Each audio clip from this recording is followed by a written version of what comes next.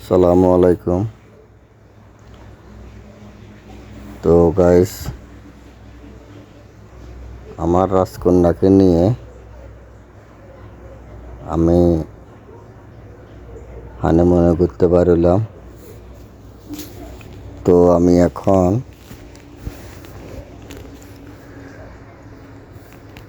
ইন্ডিয়ার পাশাপাশি একটা গ্রাম আছে, ও পাশে জমিন আছে। তো ওইদিকে একটু বের হলাম।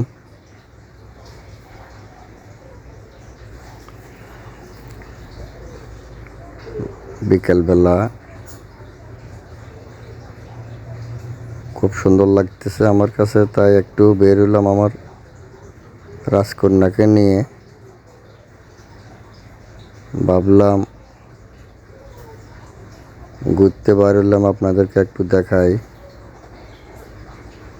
আমি কি কি দেখলাম।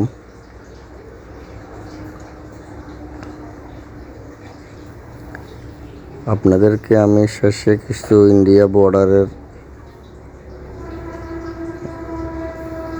কিছু চিত্র দেখানোর জন্য চেষ্টা করব।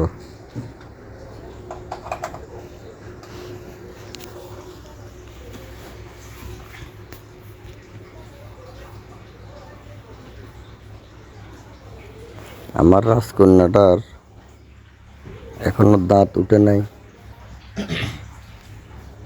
হাত দিয়ে ব্রাশ করতেছে।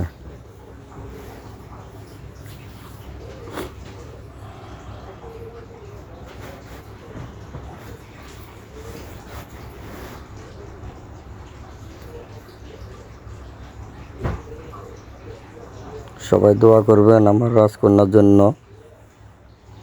আল্লাহ যেন আমার রাজকন্যাকে একজন আল্লাহর আদর্শমান বন্দা বানায়, যেন বন্দা হয়। আমি যেন একটা আদর্শবান একটা যেন মেয়ে আমি যেন করতে পারি। সবাই দোয়া করবেন। যার ঘরে একটি মেয়ে আছে তার একটা জান্নাত আছে, কথাটা সত্য, শুনতেও ভালো লাগে। তবে আদর্শমান হতে হবে এবং গড়াই করে নিতে হবে। শুধু মেয়ে হইলে হবে না, জান্নাত পাওয়ার জন্য তো সহজ না। গাছ ভালো, ফল ভালো, কতটা সত্য।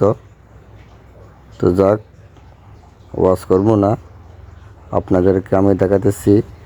এই যে দেখতে পাইতেছেন দোতলা একটা টিনের ঘরের বাড়ি, খুব সুন্দর। এটাও আমাদের ঘর। দোতলার পাশে যে ঘরটা দেখতে পাইতেছেন, এই যে দেখতে পাইতেছেন, এটাও আমাদের ঘর। আমাদের মানে আমার শ্বশুর বাড়ি।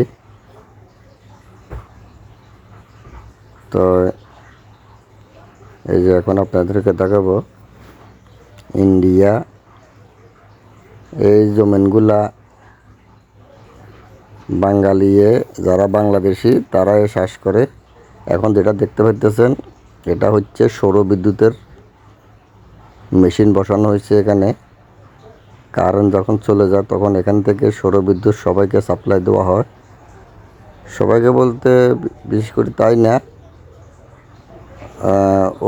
ওদের অনেকগুলা খামার আছে, মাছের খামার, মুরগির খামার।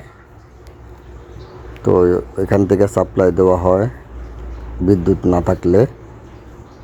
তো এই যে আপনাদেরকে আমি দেখাতেছি, এই যে এখন দেখতে পাচ্ছেন, এটা হচ্ছে ইন্ডিয়ার, এগুলোর নাম হচ্ছে আপনার রাবার বাগান। এই যে দেখতে পাচ্ছেন রাবার বাগান, এটা তারকাটার ভিতরে।